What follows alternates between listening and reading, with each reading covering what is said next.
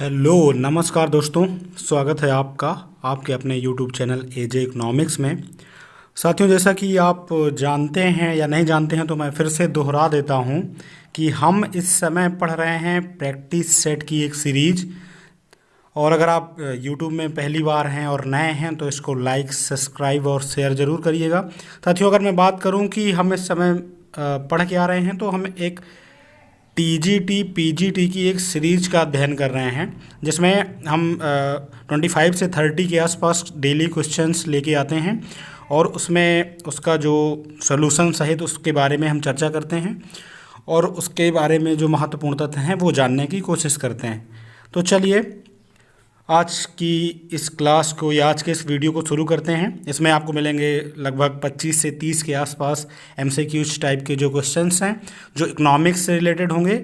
और अगर मैं बात करूं कि ये वीडियो आपको क्यों देखना चाहिए, तो साथियों ये वीडियो जो है जो महत्वपूर्ण टीचिंग एग्ज़ाम है जैसे कि TGT, PGT, DSSB, net, JRF, GIC, lecturer, junior सहायक अध्यापक आदि आदि जितने भी मतलब वनडे एग्ज़ाम से रिलेटेड हैं और सब्जेक्टिव एग्ज़ाम होने वाले हैं जैसे कि इकोनॉमिक्स का और पॉलिटिकल साइंस का, ये इस तरह से। तो ये महत्वपूर्ण है आपको इकोनॉमिक्स या अर्थशास्त्र की दृष्टि से।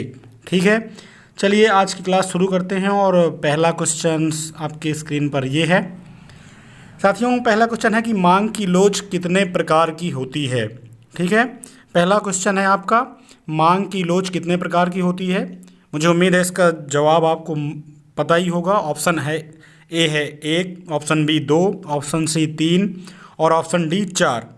चलिए इसका जवाब आप गेस करिए और अगर आपको आता है तो ठीक है, नहीं आता है तो मैं इसका आपको जवाब भी बता देता हूँ। तो साथियों इसका जो जवाब होने वाला है वो है ऑप्शन नंबर सी। ठीक है, ऑप्शन नंबर सी यानी कि 3 जो मांग की लोच है, ठीक, वो कितने प्रकार की होती है, 3 प्रकार की होती है। ठीक, अब सबसे बड़ी चीज़ यहाँ पर हमें मांग तो हमें पता है, ठीक है, लेकिन लोच का कॉन्सेप्ट क्या है हमें पता होना चाहिए। ठीक, तो अगर मैं लोच की बात करूँ तो मूल्य में परिवर्तन के परिणाम स्वरूप, ठीक, किसी वस्तु के मूल्य में जो परिवर्तन हो रहा है यानी घट बढ़ रहा है, उसके परिणाम स्वरूप मांग में परिवर्तन कितना होगा। ठीक, परिवर्तन तो होगा, ये मांग का नियम बताता है। मांग का नियम क्या है कि अगर मूल्य घट जाए तो अन्य बातें समान रहने पर मांग बढ़ जाएगी, मूल्य बढ़ जाए तो अन्य बातें समान रहने पर मांग घट जाएगी। ठीक, यानी कि वस्तु के मूल्य और मांग मात्रा में विपरीत संबंध होता है, ये मांग का नियम बताता है। ठीक, और जो लोच है हमें वो क्या बताती है, लोच हमें बताती है कि ये स्वभाव तो होगा ही घटने बढ़ने का, या विपरीत संबंध तो होगा ही होगा, लेकिन उस परिवर्तन की दर क्या होगी। अगर मान लीजिए इतना मूल्य बढ़ रहा है तो कितना उसकी मांग घट जाएगी, कितनी, यानी उसकी मात्रा, यानी ये परिमाणात्मक संबंध की बात करता है। ठीक, तो मांग की लोच के हमें यहाँ पर अगर प्रकार की बात करें तो मांग की लोच के प्रकार यहाँ पर 3 हैं। ठीक, पहला है वो है मांग की मूल्य लोच। ठीक, मांग की मूल्य लोच यानी कि वस्तु की मांग तथा वस्तु के मूल्य के बीच परिवर्तन का अनुपात यहाँ पर प्रदर्शित करते हैं कि मूल्य परिवर्तन के परिणाम स्वरूप उसकी मांग मात्रा में क्या परिवर्तन हुआ। अन्य शब्दों अगर मैं बात करूँ तो वस्तु की मूल्य में परिवर्तन के सापेक्ष वस्तु की मांग मात्रा की संवेदनशीलता। ठीक, दूसरा है मांग की आय लोच। पहला हो गया मूल्य लोच, ठीक है, दूसरा हो गया आय लोच। आय लोच का मतलब कि आय में परिवर्तन के परिणाम स्वरूप उसकी मांग मात्रा में कितना परिवर्तन हो रहा है, उसका अनुपातिक संबंध जब हम देखते हैं। ठीक, और तीसरा है जो सबसे महत्वपूर्ण है, मुझे ऐसा लगता है, महत्वपूर्ण तो तीनों हैं लेकिन तीसरा है मांग की आड़ी लोच। आड़ी लोच का मतलब कि किसी संबंधित वस्तु के मूल्य में परिवर्तन होने पर किसी दूसरे वस्तु की मांग मात्रा में क्या प्रभाव पड़ रहा है। ऐसा भी होता है कि मान लीजिए अगर चीनी या गुड़ आपस में संबंधित वस्तुएं हैं या एक दूसरे की पूरक वस्तुएं हैं या प्रतिस्थानापन्न वस्तुएं हैं, पूरक नहीं सॉरी प्रतिस्थानापन्न वस्तुएं हैं, एक वस्तु की जगह दूसरी वस्तु का प्रयोग किया जा सकता है। ठीक, तो अगर चीनी के मूल्य में कुछ परिवर्तन होता है तो फिर गुड़ की मांग में प्रभाव पड़ेगा। ठीक, तो ये आड़ी लोच हो गई, किसी संबंधित वस्तु के मूल्य में होने वाले परिवर्तन के परिणाम स्वरूप। मान लीजिए इस वस्तु के मूल्य में क्या हो रहा है, परिवर्तन हो रहा है, ठीक है, और इस वस्तु के मूल्य में परिवर्तन हो रहा है, लेकिन मांग जो है इस वस्तु की प्रभावित हो रही है, ठीक। तो ये मांग की आड़ी लोच हो गई। तीनों आपको समझ में आ गए। चलिए आगे बढ़ते हैं। अगला प्रश्न है कि आर्थिक सिद्धांत में मांग की लोच की संकल्पना का प्रयोग सर्वप्रथम किसने किया। ठीक है, आर्थिक सिद्धांत में मांग की लोच की संकल्पना, यही इलास्टिसिटी ऑफ डिमांड की संकल्पना का प्रयोग सर्वप्रथम किस अर्थशास्त्री ने किया, किस विद्वान ने किया, आपको ये बताना है। महत्वपूर्ण प्रश्न है साथियों। ऑप्शन है इसका, ऑप्शन ए जे.एस. मिल या Mill, option B Marshall, option C Wicksell, option D Wicksteed. ठीक, विगस्टीड। तो इसका जो आंसर है वो है ऑप्शन नंबर बी मार्शल। ठीक है, मांग की लोच को स्पष्ट करने का श्रेय किसको है, प्रोफेसर मार्शल को है। ठीक है, प्रोफेसर मार्शल ने अपनी पुस्तक का नाम आपको याद रखना चाहिए यहाँ पर, कि प्रिंसिपल ऑफ इकोनॉमिक्स। ठीक है, प्रिंसिपल ऑफ इकोनॉमिक्स, ठीक है, प्रिंसिपल ऑफ इकोनॉमिक्स में कहा कि किसी वस्तु की मांग की लोच अधिक अथवा कम तब कहा जाएगा जब मांग की मात्रा मूल्य के ह्रास से अधिक अथवा कम बढ़ती है, ठीक, या मूल्य में वृद्धि से अधिक अथवा कम घटती है। मीन्स सीधी सी बात है कि मूल्य में परिवर्तन के परिणाम स्वरूप उसकी मांग में जो उतार चढ़ाव आ रहा है उसकी बात यहाँ पर की किसने, प्रोफेसर मार्शल ने। चलिए आगे बढ़ते हैं।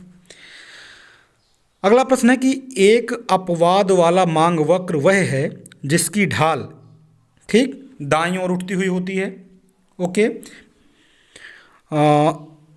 दाईं ओर गिरती हुई होती है, बाईं ओर उठती हुई होती है, या एक्स अक्ष के समानांतर या क्षैतिज होती है। ठीक है, इसका जवाब आपको देना है। तो दोस्तों इस प्रश्न की अगर मैं बात करूं तो पहले तो हमें मांग वक्र पता होना चाहिए, फिर हम अपवाद वाले मांग वक्र की बात करें। ठीक, तो मांग वक्र जो होता है वो बाएं से दाएं नीचे गिरता हुआ होता है ऐसे। ठीक, ये प्रदर्शित करता है कि बढ़ी हुई कीमत पर उपभोक्ता कम वस्तुओं को खरीदेगा, और जैसे जैसे कीमतें घट जाएंगी, मान लीजिए यहाँ तक आ जाए कीमत, तो वो ज़्यादा वस्तुओं को खरीदेगा। ठीक, तो मांग वक्र इसलिए नीचे गिरता हुआ होता है। क्यों? क्योंकि वस्तु के मूल्य और उसकी मांग मात्रा में विपरीत संबंध होता है। ओके, अब अपवाद वाला मांग वक्र क्या होगा, यानी कि जो इसके उल्टा होगा। ठीक है, जो इसके क्या होगा, उल्टा होगा। ठीक, यानी कि वो नीचे बाएं से ऊपर दाएं की ओर उठता हुआ होगा, दाईं ओर उठता हुआ होगा। तो बिल्कुल सीधा सा बात है कि यहाँ पर आपको ऑप्शन नंबर ए सही हो जाएगा, दाईं ओर उठती हुई होगी जिसकी ढाल। ओके, चलिए, और अगर मैं इसको और बेहतर तरीके से आपको बताने की कोशिश करूं तो इसका एक ग्राफ देख लीजिए कि मान लीजिए वाई अक्ष पर आपने कीमत को प्रदर्शित कर रखा है और एक्स अक्ष पर आपने मात्रा को। ठीक, तो जैसे जैसे कीमत बढ़ेगी, ठीक है, तो वस्तु की मात्रा भी बढ़ेगी। क्यों? क्योंकि अब जो मांग वक्र है ना वो एक अपवाद स्वरूप स्थिति में है, यानी कि उल्टा है, दाईं ओर ऊपर उठता हुआ है। तो अगर कीमत बढ़ी तो वस्तु की मांग भी बढ़ेगी, और अगर कीमत घटी तो वस्तु की मांग भी घटेगी। तो ये अपवाद स्वरूप जो स्थिति बनती है वो हीन वस्तुएं, कौन सी वस्तुएं, हीन वस्तुएं या गिफिन वस्तुओं के संबंध में ऐसा होता है। ठीक है, गिफिन वस्तुओं के संबंध में ऐसा देखने को मिलता है। ठीक, अन्य तथ्यों की मैं बात करूं तो समानता जो मांग वक्र होता है वो नीचे दाहिनी ओर गिरता हुआ होता है। ठीक, अभी हमने बात की मांग वक्र वस्तु की मांग तथा उसके मूल्य के बीच विपरीत संबंध को प्रदर्शित करता है। ठीक, इसकी भी हमने बात की। मांग वक्र दाहिनी ओर इसलिए गिरता है क्योंकि जो सीमांत उपयोगिता है, जी हाँ, मार्जिनल यूटिलिटी की हम जब बात करते हैं तो ये दाहिनी ओर इसलिए गिरता है क्योंकि सीमांत उपयोगिता घटती हुई होती है।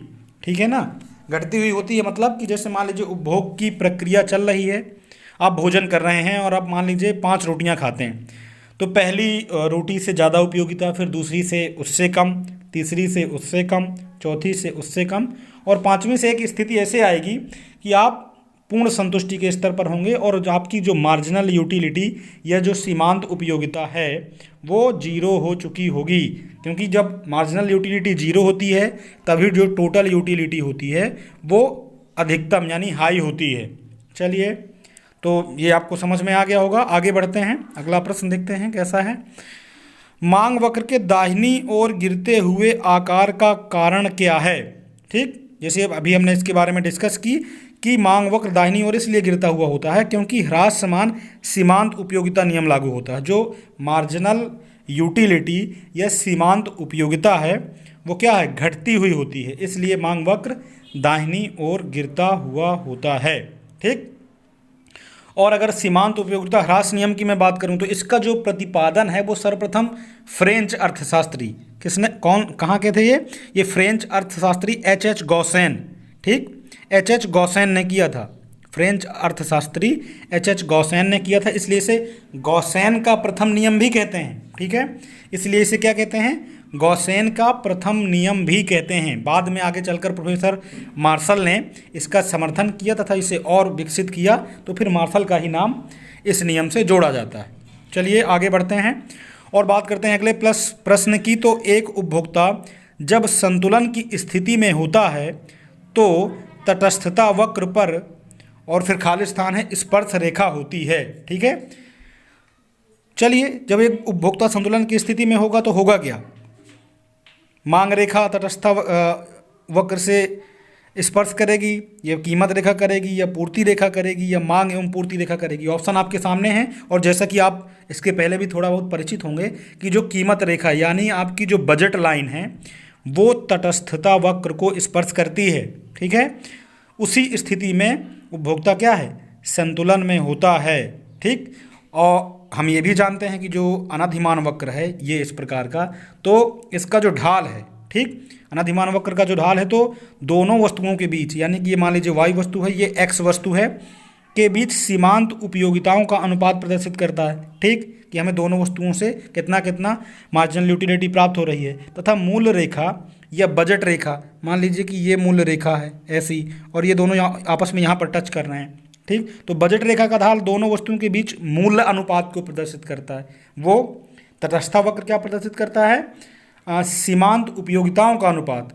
और जो बजट लाइन है या जो बजट रेखा है का ढाल है वो दोनों वस्तुओं के बीच मूल्य अनुपात को प्रदर्शित करता है। जहाँ पर मूल्य अनुपात और सीमांत उपयोगिता का अनुपात आपस में बराबर होंगे वहीं पर उपयोगिता संतुलन में होगा। ठीक, तो यहाँ पर क्या होगा, कीमत रेखा से स्पर्श करता है कौन, तटस्थता वक्र यानी कि इंडिफरेंस कर्व। चलिए ऑप्शन नंबर बी आपका सही हो जाएगा। आगे बढ़ते हैं। पूरक वस्तुओं के लिए मांग की तिर्यक लोच होती है। ठीक है, पूरक वस्तुओं के लिए, पूरक वस्तुएं क्या होती हैं, जो एक दूसरे को पूरा करती हैं, जैसे दाएं पैर का जूता और बाएं पैर का जूता। ठीक, रिफिल और पेन और रिफिल, क्योंकि एक के बिना दूसरे का कोई महत्व नहीं है, तो वो पूरक वस्तुएं हो गई। तो पूरक वस्तुओं के लिए तिर्यक मांग की जो लोच होती है वो होती है ऋणात्मक। ठीक है, क्या होती है, ऋणात्मक होती है। ठीक, मांग की तिर्यक लोच को मांग की आड़ी लोच या मांग की तिरछी लोच भी कहते हैं। ठीक, यही जो तिर्यक लोच है इसको आड़ी लोच या तिरछी लोच आदि आदि नामों से जाना जाता है।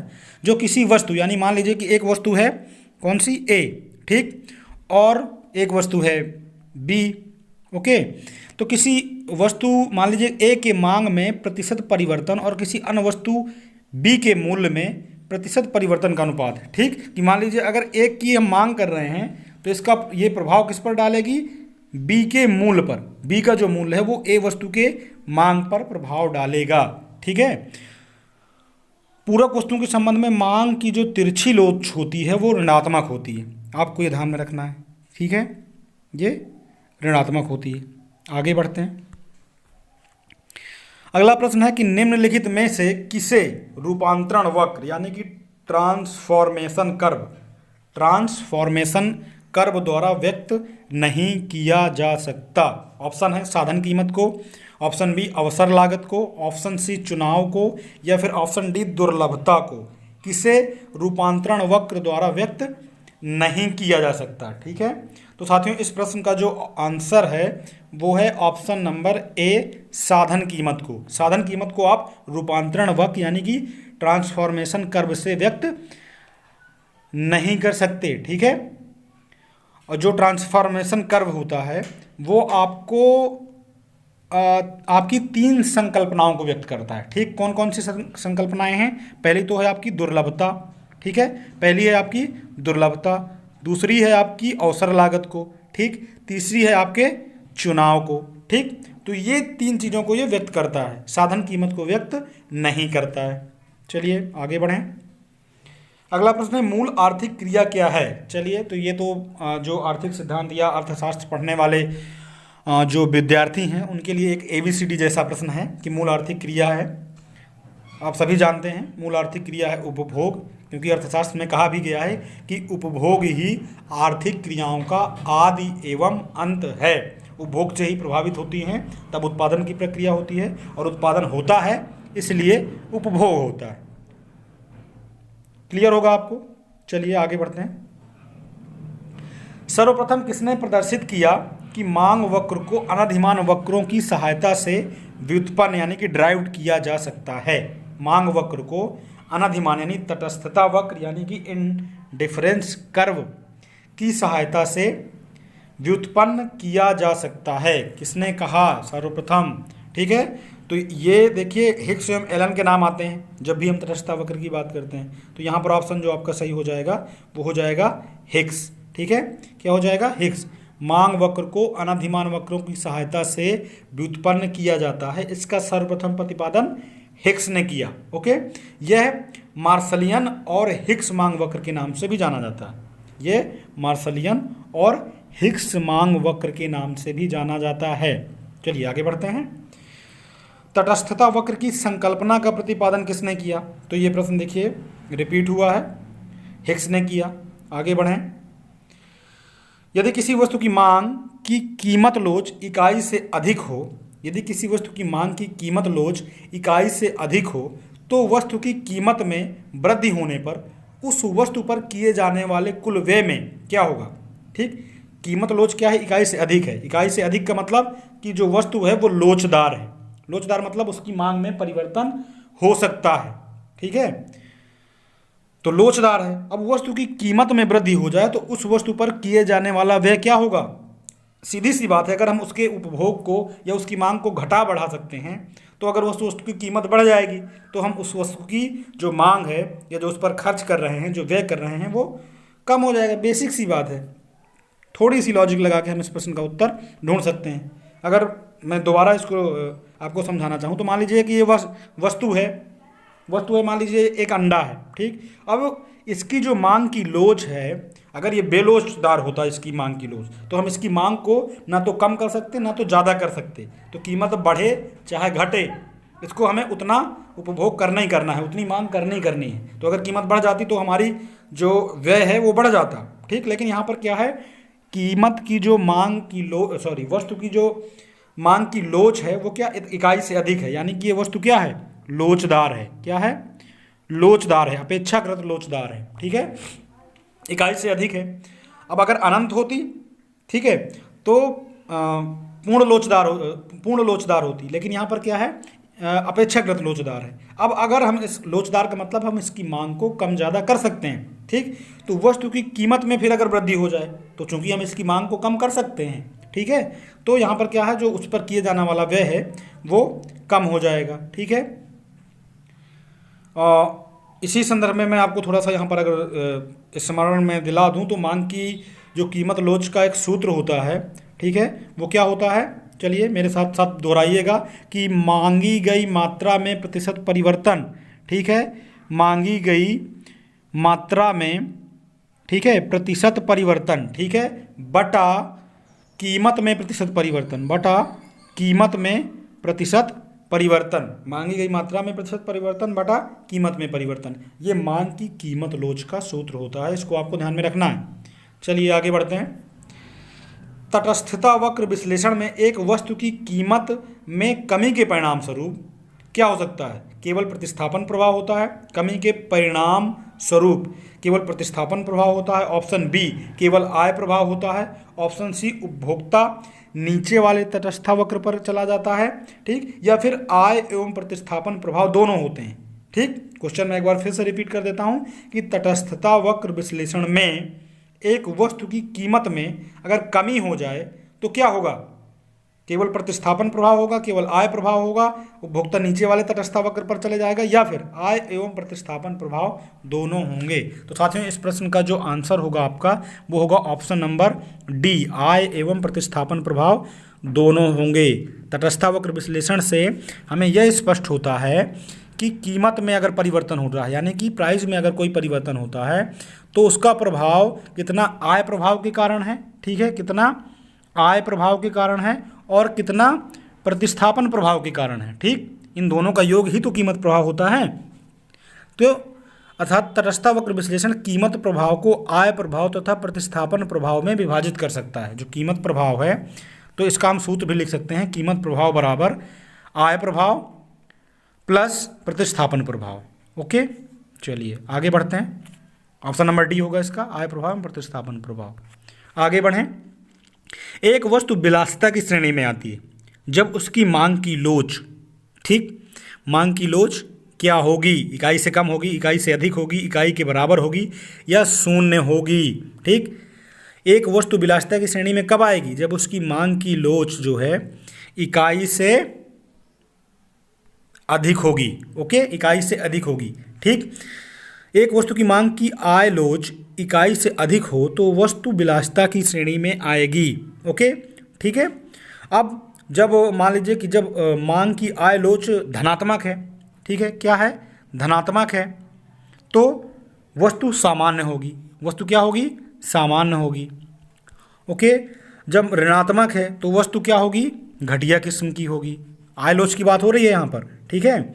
अब यदि इकाई से अधिक है तो वस्तु जो मांग की लोच है वो अगर इकाई से कम है, ठीक है, इकाई से मान लीजिए इकाई से कम है, ठीक है, इकाई से कम, धनात्मक है लेकिन इकाई से कम है, तो वस्तु अनिवार्य होगी, जैसे भोज्य पदार्थ वगैरह, ठीक है। भोज्य पदार्थों वगैरह की जो मांग की आय लोच होती है वो क्या होती है, बेलोचदार होती है, यानी कि उसकी मांग मात्रा में बहुत ज़्यादा परिवर्तन नहीं लाया जा सकता। ओके, और जो विलासिता की श्रेणी में वस्तुएं होती हैं तो वो उनकी मांग की लोच इकाई से अधिक होगी। इकाई से अधिक का मतलब क्या है कि हम उसकी मांग मात्रा को घटा बढ़ा सकते हैं अपनी आय के अनुरूप। चलिए आगे बढ़ें। अनिवार्य वस्तुओं की मांग समानता होती है, ठीक। तो अभी मैंने जस्ट इसके पहले बात की कि इकाई से कम होती है, इकाई से कम का मतलब होती है कि वे लोचदार होती है, ठीक है। आगे बढ़ते हैं। अनाधिमान वक्र द्वारा उपभोक्ता के अतिरेक को मापने हेतु निम्न में से कौन सी शर्त अधिक होती है। ऑप्शन ए, उपयोगिता को मापनीय माना जाए। ऑप्शन बी, उपयोगिता को अमापनीय माना जाए। ऑप्शन सी, उपयोगिता को मापनीय तथा अमापनीय माना जाए। ऑप्शन डी, उपयोगिता मापनीय हो या ना हो, कोई फर्क नहीं पड़ता। चलिए तो इसका जवाब दीजिए, ठीक है साथियों। अगर अनाधिमान वक्र विश्लेषण के अंतर्गत उपभोक्ता के अतिरेक की बात करें तो इसका जो ऑप्शन होगा वो होगा ऑप्शन नंबर बी, उपयोगिता को अमापनीय माना जाए, ठीक। यानी कि हम क्रम में व्यवस्थित कर सकते हैं उपयोगिता को, लेकिन जो हिक्स एलन का दृष्टिकोण है तटस्थ वक्र विश्लेषण, उसमें उपयोगिता को मापनीय नहीं माना गया है, ठीक, मापनीय नहीं माना गया है। ये सिर्फ क्रम सूचक उपयोगिता यानी कि ऑर्डिनल यूटिलिटी के संदर्भ में बात करते हैं, ठीक है। अनाधिमान वक्र के बारे में तो आप जानते ही हैं, अगर नहीं जानते हैं तो मैं एक बार फिर से दोहरा देता हूं कि अनाधिमान वक्र दो वस्तुओं के उन सभी संयोगों को प्रदर्शित करने वाले बिंदुओं का बिंदु पथ है जिससे उपभोक्ता को समान संतुष्टि प्राप्त होती है, ठीक। अब इसकी विशेषता की अगर मैं बात कर दूं तो जो प्रत्येक अनाधिमान वक्र है वो अलग अलग संतुष्टि स्तर को प्रदर्शित करता है, ठीक, आदि आदि और भी हैं। आगे बढ़ते हैं। एक अनाधिमान वक्र का ढाल होता है। अनाधिमान वक्र का ढाल क्या होता है, कई बार एक प्रश्न हो चुका है, ऋणात्मक होता है। भाई ऊपर से नीचे गिरता हुआ होता है ना, ऋणात्मक, घटता हुआ, ठीक। आगे बढ़ चलते हैं।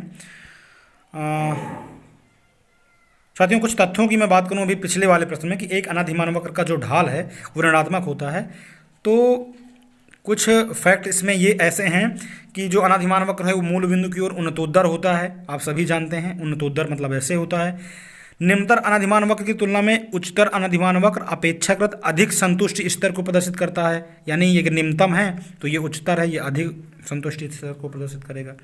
अनाधिमान वक्र अंडाकार या वृत्ताकार हो सकता है, ये महत्वपूर्ण है। ठीक, अनाधिमान वक्र या तटस्थता वक्र या इंडिफरेंस कर्व जो है वो अंडाकार या वृत्ताकार हो सकता है, इस प्रकार का हो सकता है। ठीक, ये किसने कहा था, ये प्रश्न पूछा जाता है। तो ये जो कहा था वो वोल्डिंग ने कहा था। किसने कहा था? वोल्डिंग ने। ओके, इसको नोट कर लीजिएगा अगर कॉपी पेन लेके बैठे हों। ठीक, वोल्डिंग ने कहा था कि अनाधिमान वक्र या जो होता है ये अंडाकार या वृत्ताकार हो सकता है। ओके, आगे बढ़ते हैं। उपभोक्ता के अनाधिमान वक्र की ढाल क्या दर्शाती है? ठीक, तो शायद इसकी चर्चा हम पहले भी कर चुके हैं। और एक चीज़ मैं आपसे ये कहना चाहता हूँ कि अगर आपने हमारे इसके पहले वाले वीडियो नहीं देखे हैं तो उनकी लिंक मैं डिस्क्रिप्शन में नीचे दे दूँगा। ठीक है, उनकी लिंक मैं डिस्क्रिप्शन में नीचे दे दूंगा, तो सबसे पहले आप उनको देख लीजिएगा क्योंकि ये सीरीज जो है क्रम से चल रही है। और जैसे जैसे मतलब एक बुक होती है और उसमें चैप्टर बाई चैप्टर क्रम से दिया होता है, उसी तरह हमारे ये प्रश्न भी उसी क्रम में चल रहे हैं। तो आप जो पहला वीडियो था इस सीरीज का, फिर दूसरा वीडियो, फिर तीसरा, तो उनकी सारी की लिंक मैं आपको डिस्क्रिप्शन में दे दूंगा, या फिर आप एजे इकोनॉमिक्स सर्च करके और वहाँ पे आपको मिल जाएंगे। तो सबसे पहले आप उनको देखिएगा, उसके बाद फिर ये वीडियो देखिएगा, तो मुझे लगता है कि ज़्यादा बेहतरीन तरीके से आप अपना कॉन्सेप्ट क्लियर कर पाएंगे। ठीक, अब रही बात इस प्रश्न की, तो उपभोक्ता के अनाधिमान वक्र की ढाल क्या दर्शाती है? ठीक, तो उपभोक्ता के अनाधिमान वक्र की ढाल जो दर्शाती है वो वस्तुओं के प्रतिस्थापन की सीमांत दर को दर्शाती है। ठीक, मान लीजिए ये ढाल है।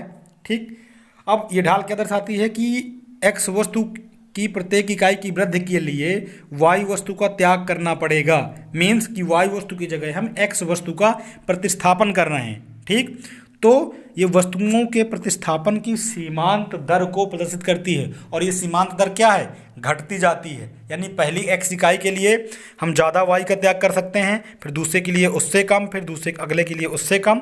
यानी कि जो MRS XY होती है ना, MRS XY यानी एक्स वस्तु के लिए वाई वस्तु की प्रतिस्थापन की दर, इसको ही प्रतिस्थापन की सीमांत दर कहते हैं, वो घटती हुई होती है। चलिए आगे बढ़ते हैं।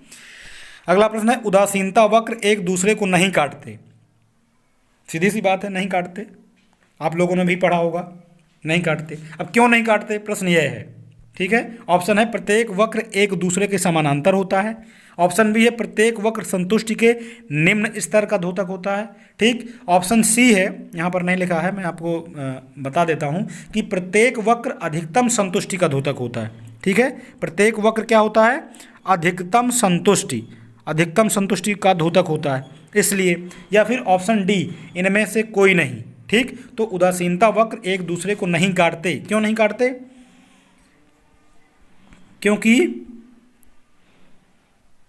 क्योंकि ये इसका ऑप्शन हो जाएगा option number D, none of this. ठीक है, इनमें से कोई नहीं। क्यों? क्योंकि उदासीनता वक्र क्या है ना, कभी भी एक दूसरे को नहीं काट सकते। ठीक, मैं अगर ग्राफ बना के इसको समझाने की कोशिश करता हूँ तो मान लीजिए ये उदासीनता वक्र है, बहुत सारे हैं इस तरह, तो ये कभी भी एक दूसरे को नहीं काटेंगे। क्यों नहीं काटेंगे?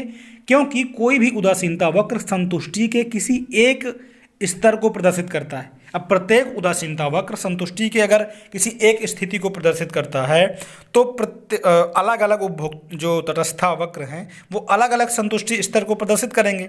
अब मान लीजिए अगर किसी कर्व ने किसी दूसरे कर्व को काट दिया, तो फिर जिस बिंदु पर उन्होंने काट दिया तो वहाँ पर तो दोनों की संतुष्टि का स्तर सेम हो गया ना। इसलिए अब चूंकि ये प्रत्येक वक्र अलग संतुष्टि स्तर को प्रदर्शित करते हैं, इसलिए ये एक दूसरे को नहीं काट सकते। ठीक, आपसे कोई पूछता है कि क्यों नहीं काट सकते तटस्था वक्र एक दूसरे को, तो आप कहेंगे कि चूंकि प्रत्येक तटस्थता वक्र अलग अलग संतुष्टि स्तर को प्रदर्शित करता है। ठीक है, इसलिए वो एक दूसरे को नहीं काट सकते। अगला प्रश्न है, उपभोक्ता की बचत निम्नलिखित में से किस दशा में उत्पादक की बचत से अधिक होगी? उपभोक्ता की बचत की बात की गई है और उत्पादक की बचत की बात की गई है प्रश्न में। ठीक है, अब किस दशा में उपभोक्ता की बचत उत्पादक की जो बचत है उससे अधिक होगी। ठीक है, तो आपका ऑप्शन है मांग की लोच इकाई से अधिक तथा पूर्ति की लोच इकाई से कम हो, मांग की लोच इकाई से कम तथा पूर्ति की लोच इकाई से अधिक हो, मांग की लोच इकाई के बराबर तथा पूर्ति की लोच इकाई से अधिक हो, मांग की लोच इकाई से कम तथा पूर्ति की लोच इकाई के बराबर हो। ठीक है, इस प्रश्न का उत्तर दीजिए, आप गेस करिए। और अगर मैं इस प्रश्न के उत्तर की बात करूं तो साथियों इस प्रश्न का जो उत्तर रहने वाला है वो है option number B, option number B. ठीक है, मांग की लोच इकाई से कम तथा पूर्ति की लोच इकाई से अगर अधिक हो, ठीक, मतलब पूर्ति को जरूरत के आधार पर बढ़ाया जा सकता है। लोच का इकाई से अधिक होने का क्या मतलब है कि पूर्ति की लोच लोचदार है और मांग की लोच इकाई से कम है, यानी कि मांग बेलोचदार है। ठीक, तो उपभोक्ता की बचत उत्पादक की बचत से अधिक होगी। ओके, चलिए अगला प्रश्न है, निम्न कथनों में से कौन सा कथन सही है? ऑप्शन ए, उपभोक्ता के अतिरेक की मात्रा सामाजिक कल्याण की अवस्था को दिखाती है। उपभोक्ता की अतिरेक की मात्रा जो है वो क्या दिखाती है? सामाजिक कल्याण की अवस्था को दिखाती है। ऑप्शन बी, उपभोक्ता अतिरेक व्यापार के लाभों के कुल योग का मापक होता है। किसी अर्थव्यवस्था में उपभोक्ता अतिरेक वस्तुओं की कीमत से स्वतंत्र होता है। ऑप्शन डी है, बाजार मांग वक्र क्षैतिज होने की स्थिति में उपभोक्ता अतिरेक नहीं होता है। ठीक, आपको बताना है इस प्रश्न का क्या उत्तर होगा। ठीक है, निम्नलिखित में से कौन सा सही है?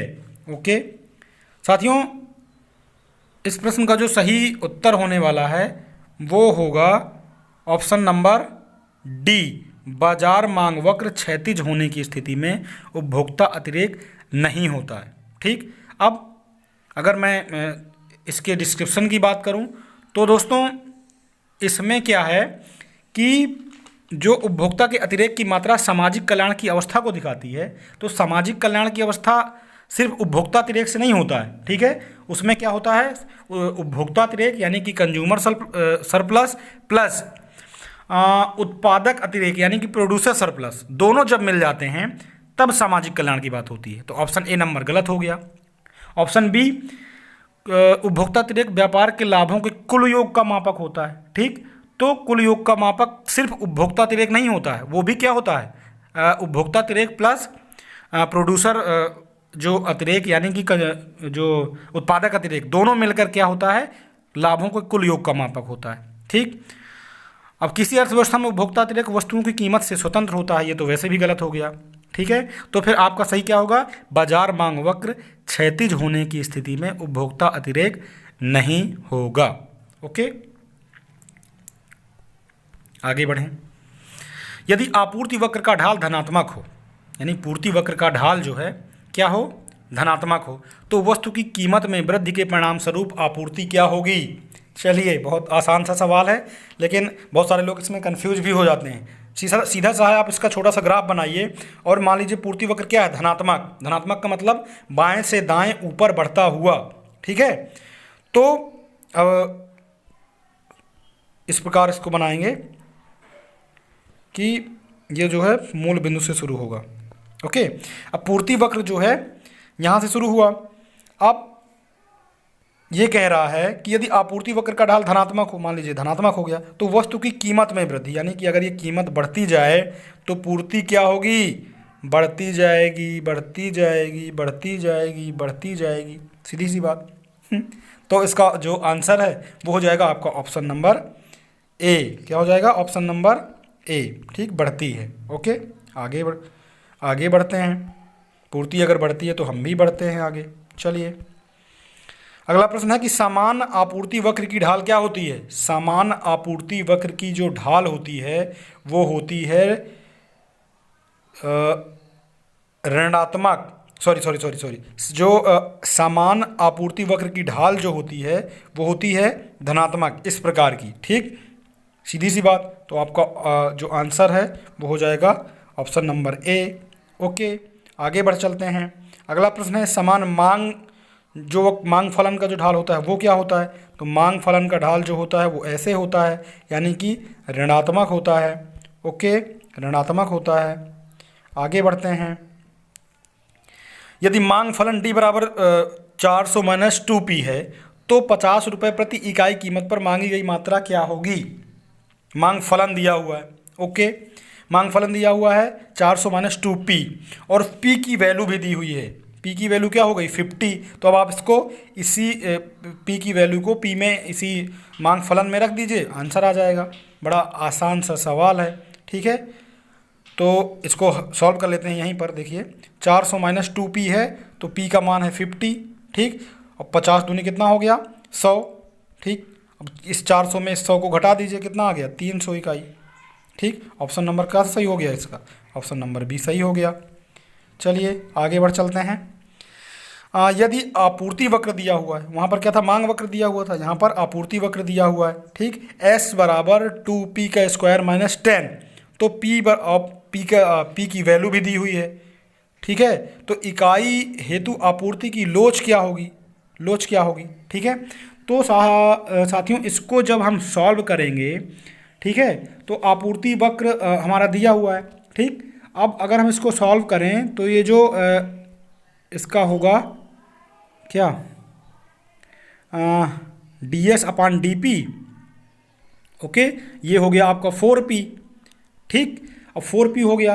अब चूंकि p बराबर दिया हुआ है, आपका क्या दिया हुआ है, p बराबर दिया हुआ है 10, ठीक। तो p बराबर अगर 10 दिया हुआ है और p का स्क्वायर है यहाँ पर ये, तो 10 गुणे 10 और गुणे इधर 2 भी है, तो दाम 100 दाम 200 और माइनस 10 भी है अभी, तो ये आपका हो गया क्या 190, ठीक है, 190 हो गया। अब पूर्ति की लोच अगर हम ज्ञात करें, यहाँ पर ये 4p पता चल गया, 190 पता चल गया। पूर्ति की लोच का सूत्र आप सभी जानते हैं कि ds अपान dp इंटू p अपान s, ठीक है, इसी सूत्र में हम रख देते हैं। तो ds अपान dp इसका मान हमें पता है क्या है 4p, और इंटू पी एस, ठीक, 4p into P S, 4p into P S. अब 4p का मतलब 4 गुणे p मतलब 10, और इंटू p भी था ना, p अपान s का वैल्यू पता है हमें 190। अब इसको सॉल्व कर लेंगे। इस p की वैल्यू भी 10 है, ठीक है, इस p की वैल्यू भी क्या है 10 है, ओके। इस p की वैल्यू क्या है, इस p की वैल्यू भी क्या है, इस p की वैल्यू भी 10 है, ओके। इस p की वैल्यू 10 है। अब इसको जब आप सॉल्व करेंगे तो आपका आएगा कितना 40 अपान 19। अब इसको जब और ज़्यादा सॉल्व करेंगे तो इसकी वैल्यू आएगी 2.105, यानी कि लोच आ गई आपकी 2.105। तो आपूर्ति की जो लोच पूछ रहा था ना प्रश्न में, क्या होगी, तो वो होगी इकाई से अधिक। क्या होगी, इकाई से अधिक होगी। चलिए इकाई से अधिक, ऑप्शन नंबर सी आपका सही हो गया। आगे बढ़ें।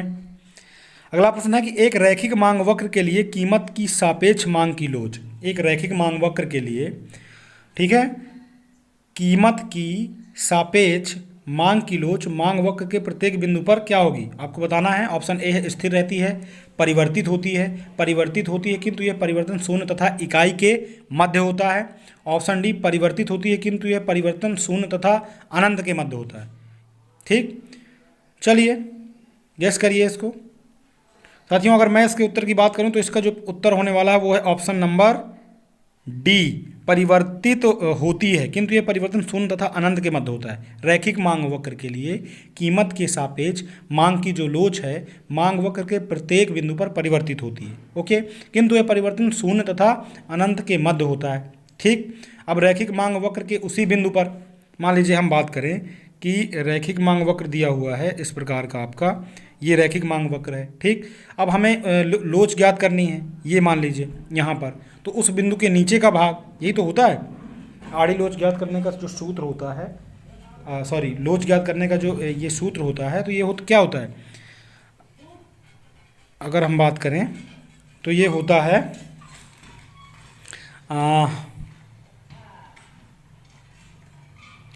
ईपी बराबर क्या होता है, ईपी बराबर उस बिंदु के नीचे का भाग, मान लीजिए ये बिंदु हमें निकालना है तो नीचे का भाग बटा ऊपर का भाग, ऐसे तो करते हैं, ठीक है। तो इससे निकाल लेते हैं। और इसका जो आपका उत्तर होगा वो प्रत्येक बिंदु पर जो है ये बदलती जाएगी। ओके, तो ये ऑप्शन डी नंबर सही हो जाएगा। चलिए, निम्नलिखित मांग वक्रों में से कौन सा स्थिर लोच वाला वक्र नहीं है? कौन सा स्थिर लोच वक्र वाला नहीं है? किस किस मांग वक्र में जो लोच है वो परिवर्तित होती रहती है? तो अभी जस्ट इसके पहले प्रश्न आया रैखिक मांग वक्र। जो रैखिक मांग वक्र होता है वो स्थिर लोच वाला नहीं है, उसमें लोच परिवर्तित होती रहती है। और बाकी जो क्षैतिज मांग वक्र है, ठीक है, जो क्षैतिज मांग वक्र है या आयत रेक्टेंगुलर हाइपरबोला है, उसमें भी प्रत्येक बिंदु पर लोच सेम होती है। और जो ऊर्ध्व होता है इस तो एक ही लोच का ही होगा, क्षैतिज है वो भी एक ही लोच का होगा। तो कौन सा नहीं है? रैखिक हो जाएगा। आगे बढ़ें। अगला प्रश्न है, एक फर्म के कुल स्थिर लागत वक्र का ढाल होता है। एक फर्म के कुल स्थिर लागत वक्र का ढाल क्या होता है? एक कोई फर्म है तो उसके जो स्थिर लागत है, भाई लागतें क्या होती हैं? दो प्रकार की होती हैं, एक स्थिर लागत होती है, एक परिवर्तनशील लागत होती है। ठीक, स्थिर लागत यानी कि जिसको उत्पादन प्रक्रिया में हम जल्दी जल्दी परिवर्तित घटा बढ़ा नहीं सकते हैं, एक बार लग गया तो लग गया, जैसे भूमि हो गया, मशीनें हो गई, ये स्थिर लागतों के अंतर्गत आती हैं। और परिवर्तनशील लागत जैसे इसको हम उत्पादन की प्रक्रिया के साथ साथ घटा बढ़ा भी सकते हैं, परिवर्तित कर सकते हैं। ठीक है, जैसे कि लेबर वगैरह। ओके, तो एक फर्म में कुल स्थिर लागत वक्र का ढाल क्या होता है? आपको ये बताना है। ऑप्शन नंबर ए 0 होता है, ऑप्शन नंबर बी अनंत होता है, ऑप्शन नंबर सी धनात्मक होता है, या फिर ऑप्शन नंबर डी ऋणात्मक होता है। चलिए इसका जवाब आप गेस करिए। साथियों, इस प्रश्न का जो उत्तर है वो होगा आपका option number A 0। Option number A 0 होगा। ठीक है, क्यों 0 होगा? क्योंकि एक फर्म के कुल स्थिर लागत वक्र का जो ढाल है वो 0 इसलिए होता है क्योंकि कुल स्थिर लागतें यानी कि जिसे हम टीएफसी कहते हैं, क्या कहते हैं?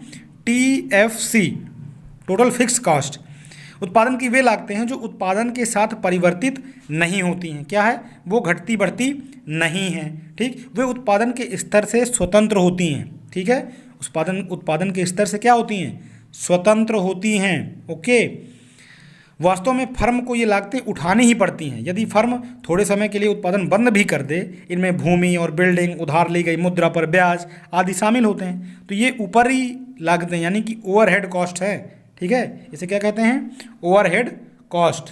ओके, ओवरहेड कॉस्ट कहेंगे। कुल स्थिर लागत जिसे टीएफसी का ढाल 0 तथा लोच अनंत होती है, यह क्षैतिज अक्ष एक्स अक्ष के समानांतर होगा। चलिए इसका मैं आपको ग्राफ बना के भी समझा देता हूँ कि मान लीजिए ये एक ग्राफ है जिसमें जो लंबवत अक्ष है उस पर आपको कॉस्ट प्रदर्शित किया गया है और आधार अक्ष पर आउटपुट, क्या ठीक है, आउटपुट प्रदर्शित किया गया है। ठीक, तो जो कुल आपकी स्थिर लागत है उसका वक्र इस प्रकार का होगा, सीधा एक्स अक्ष के समानांतर। ठीक, और जो परिवर्तनशील लागतें हैं वो उस प्रकार जाएंगी, तो कुल लागतें क्या हो जाएंगी? वो इस प्रकार हो जाएंगी। ठीक, तो जो स्थिर लागतें हैं क्या हैं? वो ये टीएफसी। ओके, ये होगा। अब अगर कुल लागतों की बात करूं मैं, ठीक, किसकी बात करूं? कुल लागतों की, यानी कि टीसी, टोटल कॉस्ट, तो ये हो जाएगा आपका टीएफसी यानी कि कुल स्थिर लागत प्लस टीवीसी। टीवीसी यानी कि टोटल वेरिएबल कॉस्ट, कुल परिवर्तनशील लागत, और कुल परिवर्तनशील लागत को जब हम कुल स्थिर लागतों के साथ जोड़ देंगे तो हमारा क्या आ जाएगा?